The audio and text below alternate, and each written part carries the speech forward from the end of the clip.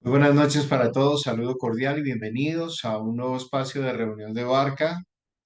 Nosotros semana a semana estamos reuniéndonos con este grupo de varones para revisar la palabra de Dios, para conocer de ella fundamentalmente principios que nos ayudan en nuestro caminar con Cristo todos los días. En esa misma sintonía hemos estado estudiando acerca del líder. Cada uno de nosotros tiene un liderazgo en su familia, en su hogar. Somos el sacerdote de nuestros hogares. En ese sentido, hay una autoridad delegada por Dios para nosotros, para nuestras familias. También en el trabajo, en la empresa, haciendo empresa o siendo parte de una empresa, ejercemos un liderazgo. Como ciudadanos lo hacemos, como hijos de Dios lo hacemos, no importando el contexto en el cual nos encontremos, cada uno de nosotros realiza definitivamente una labor, un papel del líder. Y estamos estudiando la 15ª temporada. Vamos a ver una visión nueva respecto también del liderazgo a partir de este momento. Hoy vamos a tomar como texto marco, texto base, Primera de Pedro, capítulo 3, versos 8 al 17. Este texto nos dice: finalmente, sed todos de un mismo sentir, compasivos, amándoos fraternalmente, misericordiosos, amigables, no devolviendo mal por mal ni maldición por maldición, sino por el contrario, bendiciendo, sabiendo que fuisteis llamados para que heredaseis bendición. Porque el que quiere amar la vida y ver días buenos, refrene su lengua del mal y sus labios no hablen engaño. Apártese del mal y haga el bien, busque la paz y sígala. Porque los ojos del Señor están sobre los justos y sus oídos atentos a sus oraciones. Pero el rostro del Señor está contra aquellos que hacen el mal. ¿Y quién es aquel que os podrá hacer daño si vosotros seguís el bien? Mas también si alguna cosa padecéis por causa de la justicia, bienaventurados sois.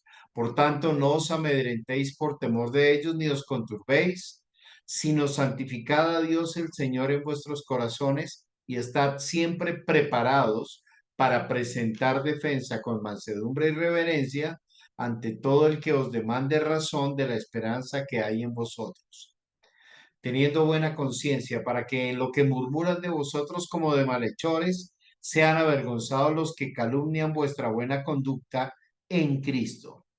Porque mejor es que padezcáis haciendo el bien, si la voluntad de Dios así lo quiere, que haciendo el mal. Tomando el marco referencial de Primera de Pedro 3, capítulo 3, versículos 8 al 17, fundamentalmente empezamos a revisar la vida del líder y dice finalmente. Ese finalmente tiene un contexto. Cuando yo fui al seminario, lo primero que me enseñaron es que la palabra de Dios se interpreta de manera contextual. Si una persona toma una porción de la escritura y la saca del contexto, puede llegar a afirmar lo que se le ocurra, cualquier cantidad de locuras.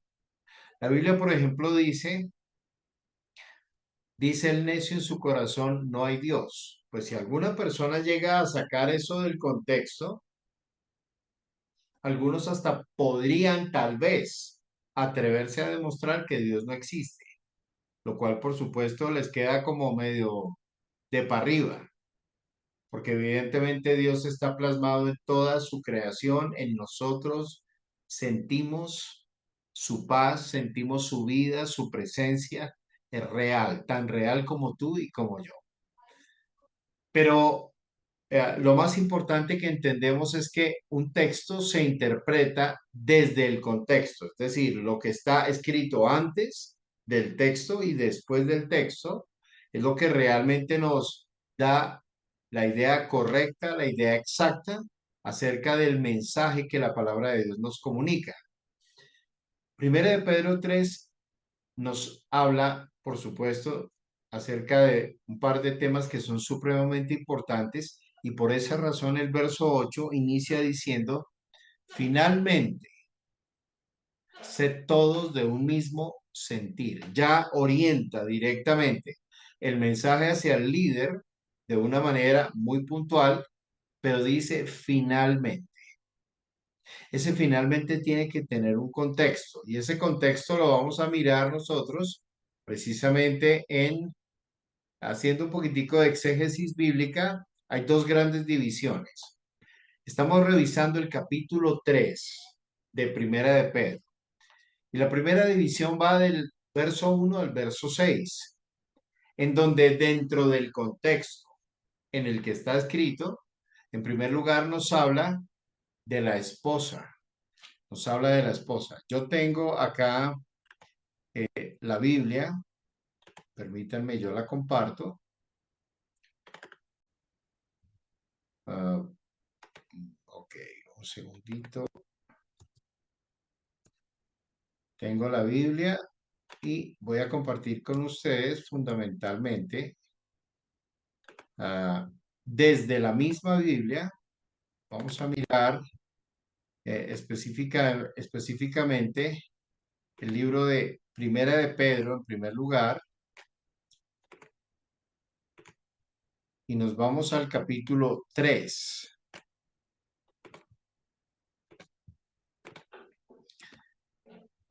La primera de las divisiones dentro del contexto se encuentra en los versículos 1 al 6. Noten el título, deberes conyugales.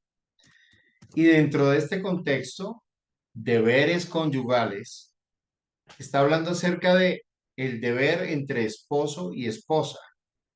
Y primero nos habla acerca de las mujeres.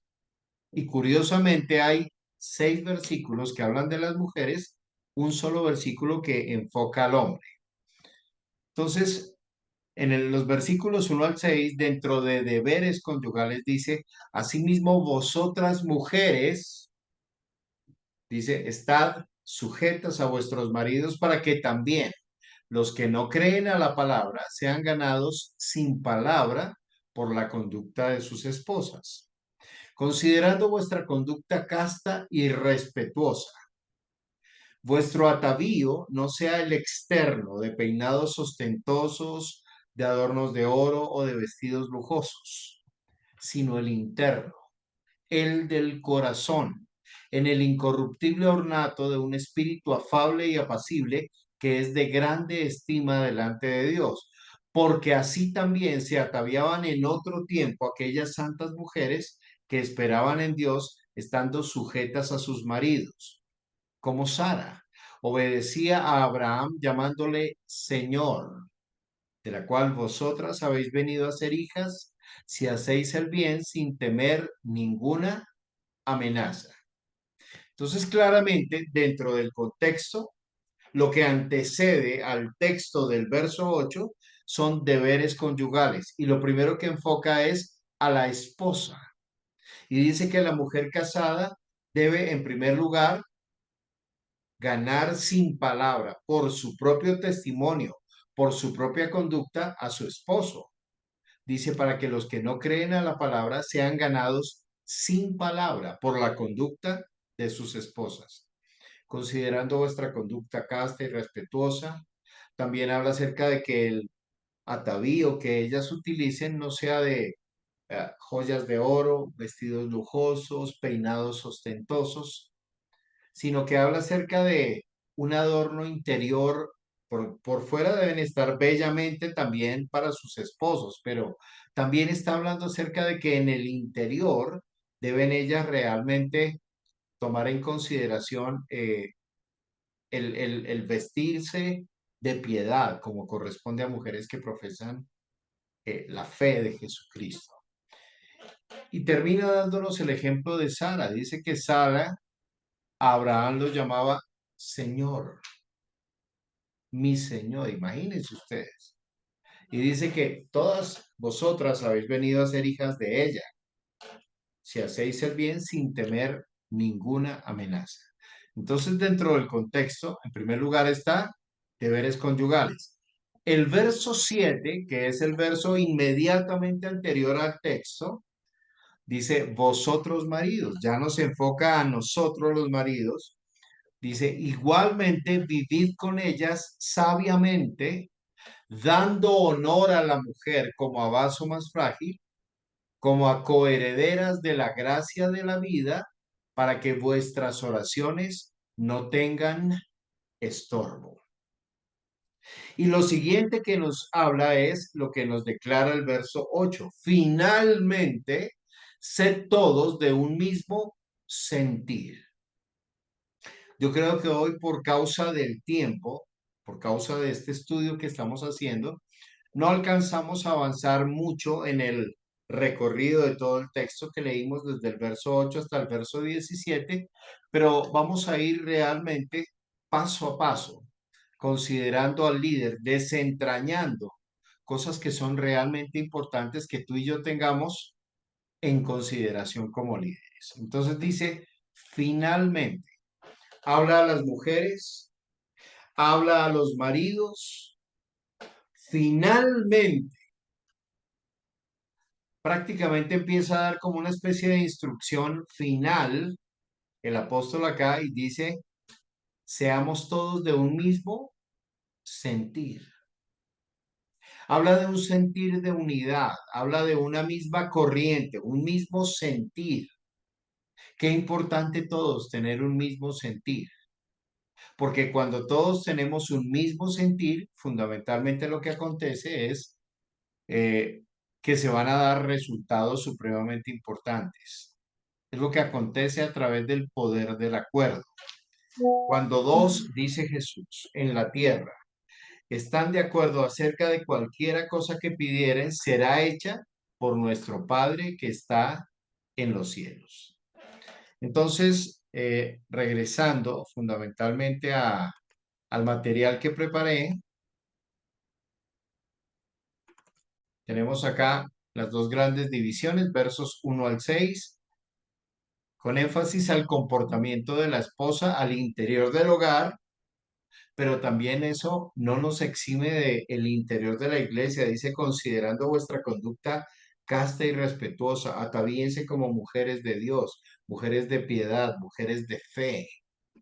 Pero también dice que habla acerca del contexto social. Hagan ustedes el bien sin temer ninguna amenaza. Pero hay una segunda división que opera también en este texto, que está en el versículo 7, en donde habla con énfasis al esposo. Habla al esposo, habla por supuesto su relación con su esposa, su relación dentro del hogar como padre también, pero también en la iglesia y dentro de la sociedad. Por eso dice, finalmente. Entonces, realmente enfoca en primer lugar a la esposa y las características que debe tener una esposa.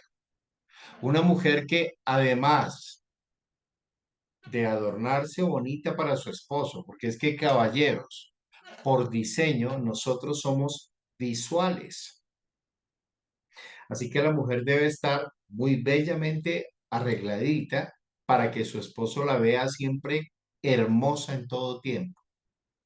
Bonita, arregladita, no con esa crema de aguacate que a veces se ponen o esos, eh, ¿cómo se llaman? Esos rodajas de pepino en los ojos, los tubos en la cabeza, esas pijamas largas, terribles. No, no, no, no, no. Hablamos de que la mujer realmente se muestre muy, pero muy atractiva para su esposo. Y por otro lado, también, hablando del esposo, la Biblia nos dice cuál debería ser el trato que el esposo da a la esposa. Dice, en primer lugar, el verso 7, que ese es un texto que no podemos nosotros dejar de lado. Y permítanme nuevamente, quiero volver a enfocar lo que el verso 7 nos dice en la Biblia. Nos dice en primer lugar, vosotros maridos igualmente. Es decir, lo mismo que habló a las mujeres, de igual manera lo habló a los maridos. Dice, vivid con ellas sabiamente. Por cierto, la escritura dice que la mujer sabia edifica su casa. Pero por otro lado, también la escritura dice que nosotros necesitamos sabiduría para vivir con ellas. Una petición que jamás se puede apartar de nuestra boca es, Señor, dame sabiduría. El mismo apóstol Santiago dice, si alguno de vosotros, Santiago 1:5, si alguno de vosotros tiene falta de sabiduría, pídala a Dios, el cual da a todos abundantemente y sin reproche, y le será dada. Pero pidan con fe. Entonces, para poder vivir en familia, para vivir en pareja, necesitamos sabiduría. El elemento, el ingrediente que hace que tú y yo podamos realmente cohabitar con una persona tan incomprensible como la mujer. Las mujeres son cíclicas, imagínense ustedes. Ellas se rigen por periodos de tiempo cíclicos, periodos mensuales. Cuando llegan a cierta edad de la vida, se pone un poco más complicada la cosa. ¿Por qué? Porque ya entran dentro de una etapa en donde empiezan bueno, cesan los ciclos hormonales, la ovulación cesa el sangrado mensual. Eso hace que se sufran una serie de alteraciones. Por otro lado, viene el climaterio para ellas, hay cambio de genio. La etapa de la menopausia de la mujer es una etapa bastante complicada. Imagínense ustedes que nosotros somos hechos del barro de la tierra, somos muy básicos. La mujer es hecha de materia viva, de un hueso, de una costilla, carne y hueso. Por eso ellas son ese elemento tan valioso que necesitamos en nuestros hogares. Pero nosotros somos la fuerza bruta, somos los encargados de llevar provisión, cuidado, amor a nuestra esposa. Por eso la Biblia establece acá, vosotros maridos igualmente vivid con ellas sabiamente. Ojo con lo que piensas, ojo con lo que dices, ojo con la manera como lo dices. Porque nosotros para poder vivir armoniosamente en familia, en pareja, necesitamos usar mucha sabiduría. Y la sabiduría no hay otra forma de aprenderla sino caminando del Señor y aprendiendo de Él, imitándolo a Él y conociendo su palabra. No hay una manera distinta a esta para que tú y yo podamos andar y caminar en sabiduría. Entonces dice, vivir con ella sabiamente, haciendo cómo, haciendo qué, dando honor a la mujer como a vaso más frágil. Existe un cristal que es tan fino, que es cristal Baccarat, que si tú tomas una copa de cristal Baccarat y la aprietas mucho, te infliges dolor a ti mismo, porque vas a romper la copa en tu propia mano y ese vidrio tan delicado te va a causar unas heridas, pero absolutamente lamentables. Todo aquel que trata a su esposa de una manera eh, con falta de honor, la deshonra, esta persona va a resultar cortada por la mucha fuerza que está ejerciendo. Somos la fuerza bruta, somos básicos como la tierra, como el barro de la tierra. Sí, somos así de básicos nosotros. Pero eso no nos hace a nosotros menos sabios. Debemos pedir sabiduría a Dios, debemos buscar sabiduría, debemos imitar a Jesús, debemos conocer la palabra de Dios y aplicarla en nuestras vidas para vivir con ella sabiamente, dando honor a la mujer como a vaso más frágil. También dice como a coherederas de la gracia de la vida, porque son coherederas. Coheredero, el término coheredero significa que tienen un estatus de herederas exactamente igual al nuestro. no son ciudadanas de segunda ni mucho menos de quinta. Son coherederas, vamos hombro a hombro. Lo que yo heredo de parte de mi padre, lo hereda también mi esposa, por cuanto ella también es hija de Dios. Debo tratarla dándole honor y haciendo que ella realmente reciba un trato igualitario. Jesús estableció una regla maravillosa, una regla magnífica, la regla de oro. Y la regla de oro en esencia lo que nos enseña es que de la manera como a mí me gustaría ser tratado, debo tratar a los demás. Si me gustaría que me trataran con misericordia, debo tratar con misericordia a los demás. Si me gustaría que me trataran entendiéndome, debo entender a los demás. Esa es la regla de oro. Y esa es la regla que nosotros debemos seguir en nuestra vida de manera permanente. Tratarlas como a iguales, porque son iguales. No es que nosotros por ser hombres somos más, no. Tenemos una responsabilidad muy grande encima, pero no somos más, somos igual. En Cristo ni el varón es sin la mujer, ni la mujer sin el varón. Tenemos una condición de igualdad absolutamente la misma. Entonces dice que debemos tratarlas como coherederas de la gracia de la vida para que nuestras oraciones no tengan estorbo. En los años de vida que tengo, 59 años de vida, he visto tantas veces una misma imagen. Y es que cuando llega el tiempo de una licitación o de un negocio o de cosas por el estilo, veo a los esposos congregándose, orando, hasta orando de rodillas, haciéndole promesas a Dios. Señor, si me das el negocio, si me das esta licitación, si me das, si pones en mi mano este recurso que te estoy pidiendo, te prometo que le doy mercados a los pobres, te prometo que hago buena obra, voy a dar un buen diezmo, una cantidad de cosas, hace una cantidad de promesas sin sentido. Les aseguro algo, si ese hombre, aunque en el momento de la licitación esté arrodillándose y buscando a Dios y orando y congregándose y todo lo demás, si ese hombre le da maltrato a su esposa, no la trata como a igual, la trata como a ciudadana de segunda, no la trata con honra, dándole honor a la mujer como a vaso frágil, le habla a lo brocha, la trata a lo brocha. En el momento en que ese hombre clame a Dios, no será oído por Dios.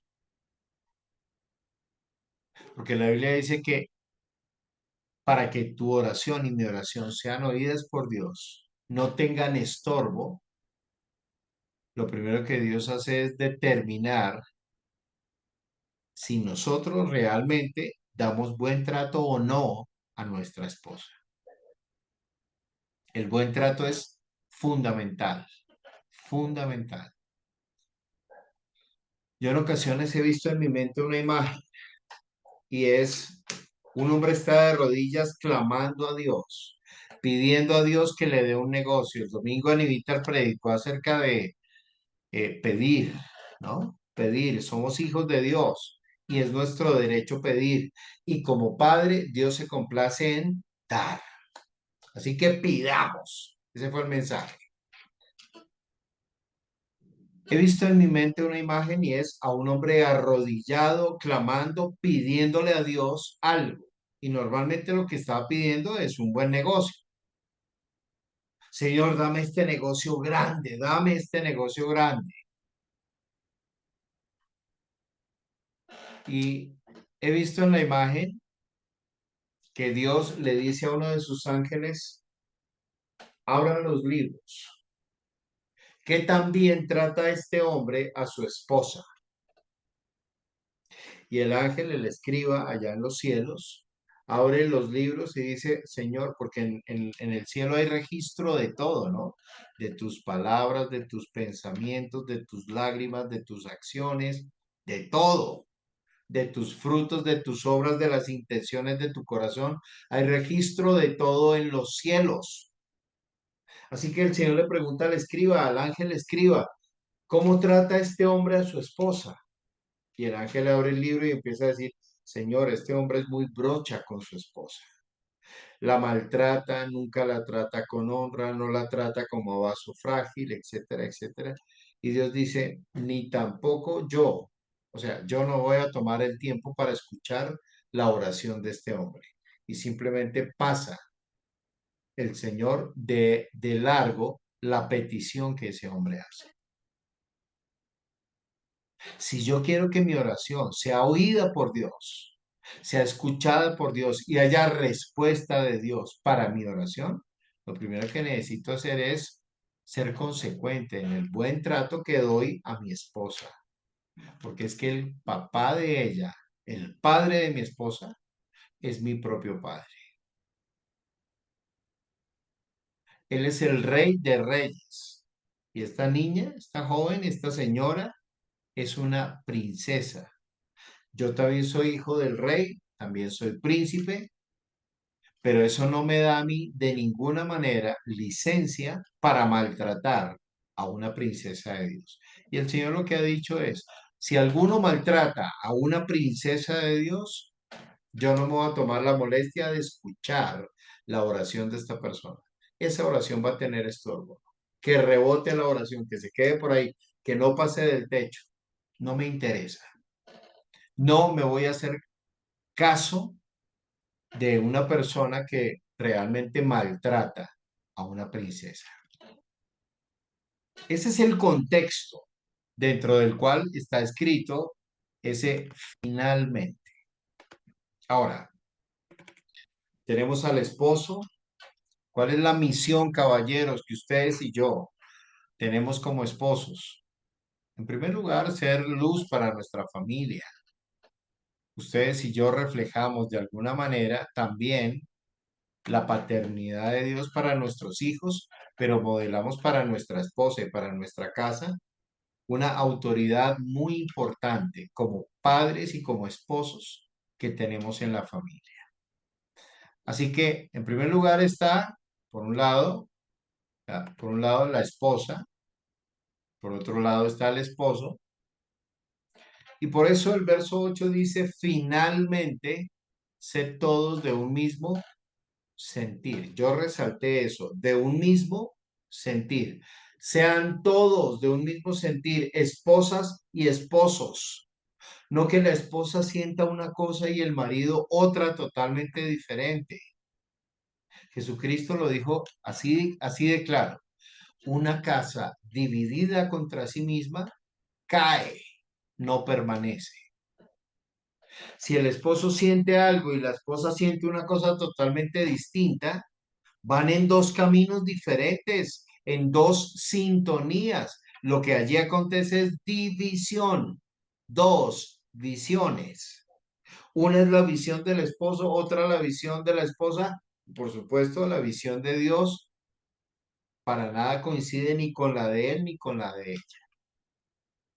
Cuando la Biblia establece finalmente sed todos de un mismo sentir, está diciendo como una ordenanza, porque es que esto no está a manera de sugerencia. Si a ustedes les parece, si ustedes consideran importante, hombre, alineen los sentimientos para que dentro de esa unidad yo pueda hacer cosas grandes. No, eso no está a manera de sugerencia. Eso está escrito de una manera muy clara. Y el Señor dice es, sean de un mismo sentir, tengan el mismo sentir el uno que el otro. Por supuesto, nosotros somos diferentes a ellas. Ellas, gracias a Dios, son diferentes a nosotros. Pero lo importante es que somos complemento el uno del otro. Ella es nuestra ayuda idónea, nuestra aliada, es el apoyo que Dios nos dio para hacernos personas integrales, completas. El apóstol Pablo en 1 Corintios 7, cuando empieza a hablar acerca del matrimonio, él dice que el soltero, si no tiene don de continencia, dice, cásese mejor, mejor cásese, porque mejor es estar casado que estarse quemando. Y dentro del matrimonio, realmente nosotros lo que mandó la pauta en nuestro matrimonio fue una atracción, en primer lugar, por esta esposa que cada uno de nosotros tiene. Primero hubo una atracción, hubo algo que te gustó, pero después el sentimiento creció al punto que tú dijiste, yo no concibo mi vida sin esta mujer a mi lado. La quiero es a ella, me interesa a ella, me llena a ella, su sonrisa, su mirada, sus labios, su rostro, sus ojos. Me interesa ella, no otra, me interesa ella. Por eso ustedes llevaron al altar a la esposa que ustedes tienen, porque ustedes desarrollaron un sentimiento, eso fue un regalo dado de Dios, un sentimiento de amor mutuo, muy especial, muy importante, y por eso ambos dieron el sí delante de Dios al momento del matrimonio. Pero hay un mandato y no nos olvidemos de ese mandato. El mandato es que seamos del mismo, todos, seamos todos del mismo sentir. Tenemos que tener unidad en el sentir. Un verdadero líder es una persona que orienta ese sentir, no que impone. Porque no estamos aquí para imponerle a nadie. Esto no es un jardín de infantes, esto es un matrimonio. Y en un matrimonio hay dos voluntades, dos personas adultas, dos personas que están diciendo yo estoy poniendo de mí mismo para que esto finalmente se desarrolle como un hogar, una familia sustentable, sostenible, duradera en el tiempo, en donde realmente vivamos el diseño de Dios para la familia. Entonces, finalmente ser todos de un mismo sentir. Vamos a hablar un poquitico acerca de la unidad. La Biblia habla muchísimo acerca de la unidad, sean de un mismo sentir. Alguien que por favor nos lea eh, Filipenses, esto es Filipenses capítulo 2, versículos 1 al 5. Está resaltado el verso 2 y el verso 5. Alguien que por favor con entonado acento nos ayude tomando lectura de esta escritura. Filipenses 2, 1 al 5.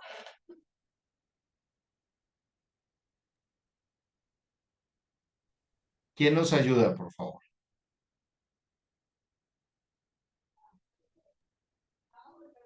Por tanto, si hay alguna consolación en Cristo, si algún consuelo de amor, si alguna comunión del Espíritu, si algún efecto entrañable, si Afecto. alguna misericordia, completad mi gozo, sintiendo lo mismo, teniendo el mismo amor, unánimes, sintiendo una misma cosa. Nada hagáis por contienda o por vanagloria, antes bien con humildad, estimando cada uno a los demás como superiores a él mismo, no mirando cada uno por lo suyo propio, sino cada cual también por los de los otros. Haya pues en vosotros este sentir que hubo también en Cristo Jesús. Gracias, Pablito. Quiero que noten algo. El apóstol Pablo, esto es pluma del apóstol Pablo, en el verso 2 dice, está dando el contexto, dice, si hay alguna consolación en Cristo, algún consuelo de amor, alguna comunión del Espíritu, algún afecto entrañable, alguna misericordia, completen mi gozo. ¿Cómo?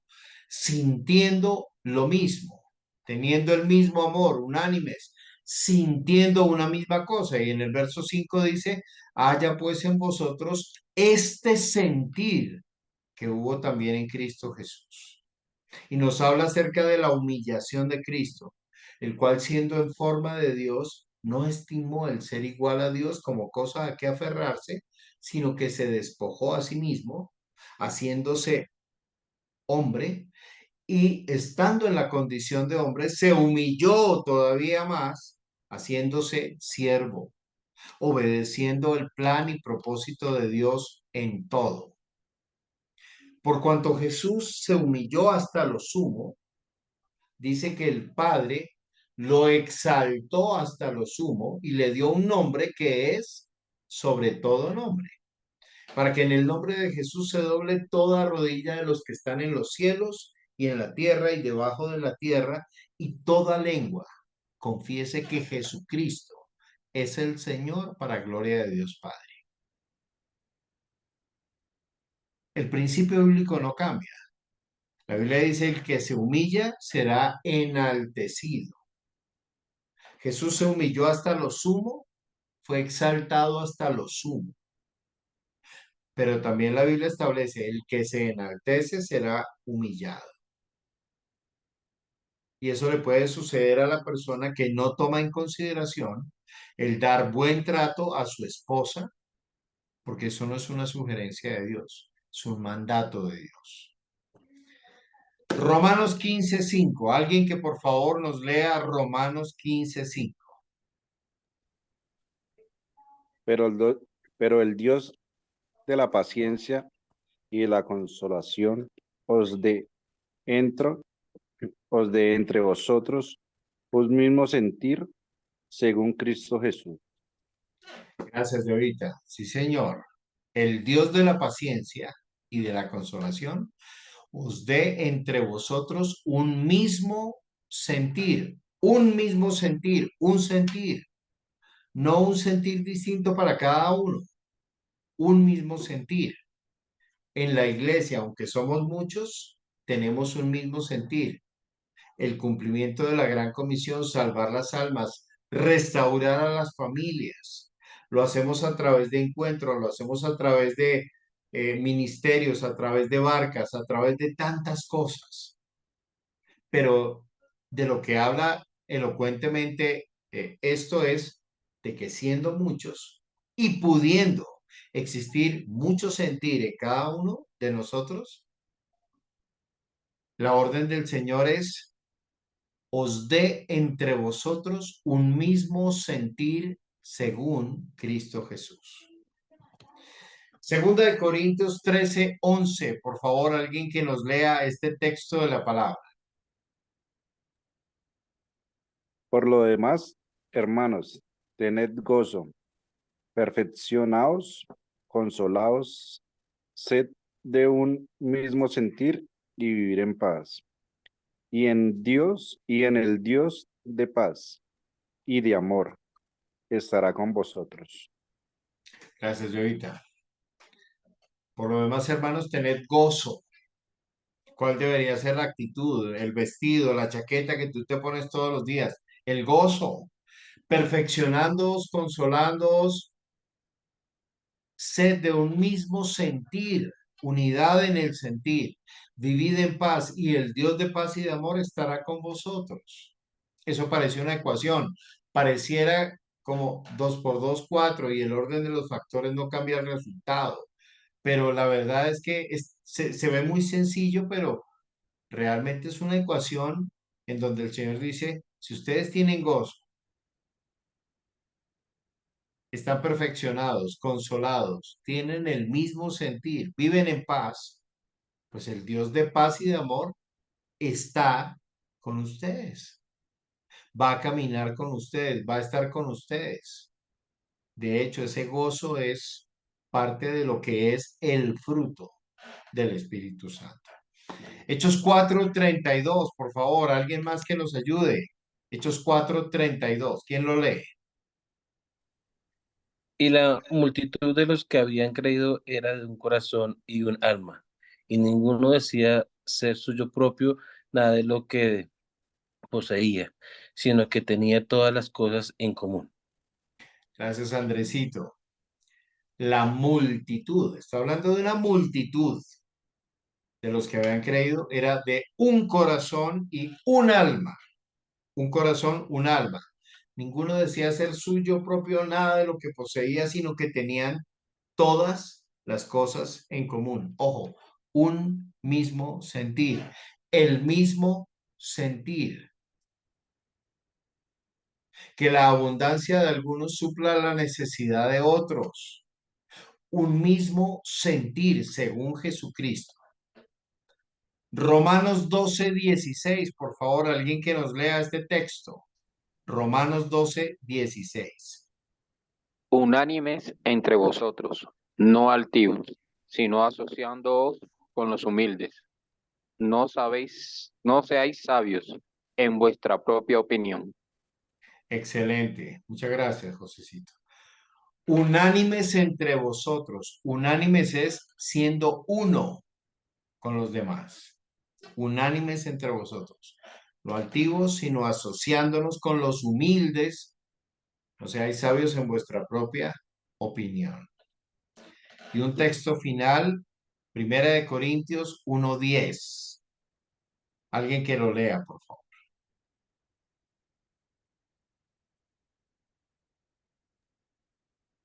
Os ruego, pues, hermanos, por el nombre de nuestro Señor Jesucristo, que habléis todos una misma cosa y que no haya entre vosotros divisiones, sino que estéis perfectamente unidos en una misma mente y un mismo parecer. Perfecto, perfecto.